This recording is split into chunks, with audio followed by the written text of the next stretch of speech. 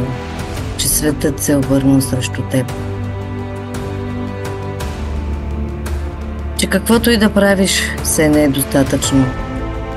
Уморен си, изтощен си, душата ти е на ръба и никой не вижда какво се случва вътре в теб.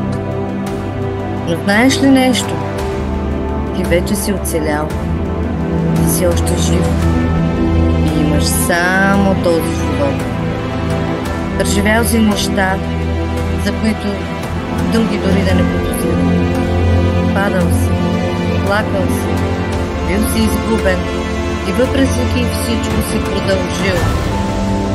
Това е сила, това е вяра, това е борба.